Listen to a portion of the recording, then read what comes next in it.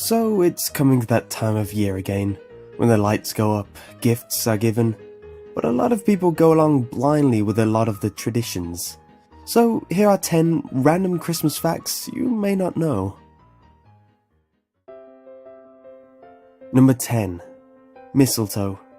Get caught under the mistletoe with anyone else and you're supposed to kiss that person. Druids considered mistletoe to be sacred because it remained green and bared fruit even during the harshest of winters when every other plant died. They would cut down the plant with golden sickles and would never let it touch the ground and hung it up in their homes. They believed that it would heal any sickness, cure infertility, and keep away any evil. However, if you dissect the word mistletoe, it comes from the word musseltan, which literally means little dung twig. This is because the plant spreads through small birds who poop on it.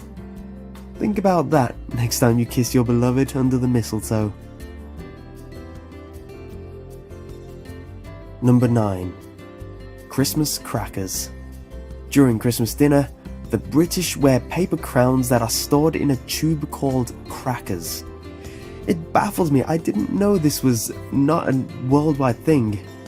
To get the crown inside these oversized, sweetie looking packages, two people grab one from each end and pull.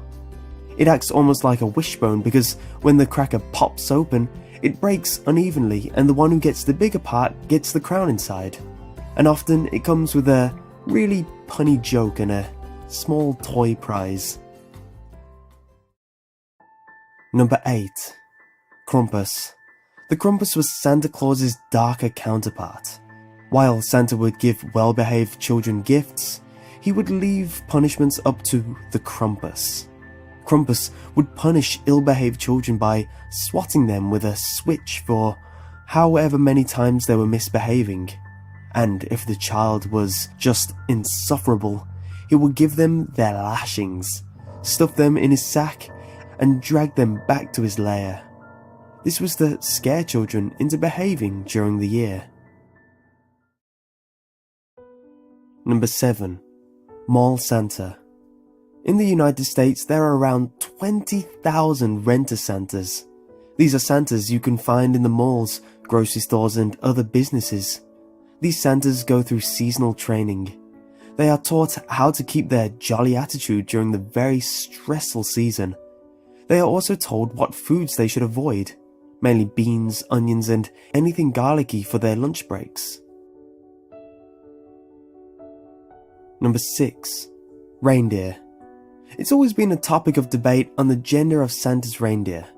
Most of the deer have male-sounding names, but when you get to Vixen and Dancer, some people start to raise a brow. Not that there's anything wrong with that. However, male reindeer actually shed their antlers around Christmas, and reindeer females actually grow antlers as well, though they do not shed them, and they are considerably smaller than the male reindeer's antlers. So Santa is an equal opportunist sleigh driver employer. Number 5. Unofficial holiday in the US. When Christmas was brought over to the United States, it wasn't made an official holiday until June 26, 1870. However, despite it being an official holiday, many states didn't actually consider it a real holiday. In fact, Alabama was the first state to recognize it, while Oklahoma was the last state to declare it a holiday and didn't recognize it until 1907. Number 4. Santa Claus. Santa Claus was based on a real-life person, Saint Nicholas of Myra. He is known by many names such as Nicholas the Wonder Worker, or even Bishop Saint Nicholas of Smyrna, I think. He lived during the 14th century and was born in Patara, modern-day Turkey. He is the most popular non-biblical saint throughout the world. In fact, he has been portrayed more than any other saint, this excluding Mary.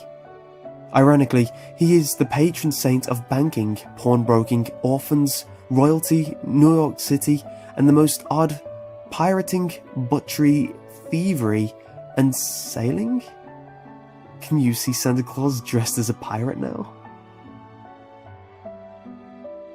Number 3. Stockings. You hang your stocking above your chimney for Santa to give you small little presents. Well, this tradition evolved from a story about 3 sisters who were too poor to afford a marriage dowry. A dowry was a common tradition that the family would give the groom money for marrying the woman. These 3 sisters were doomed to live a life of prostitution due to this tradition.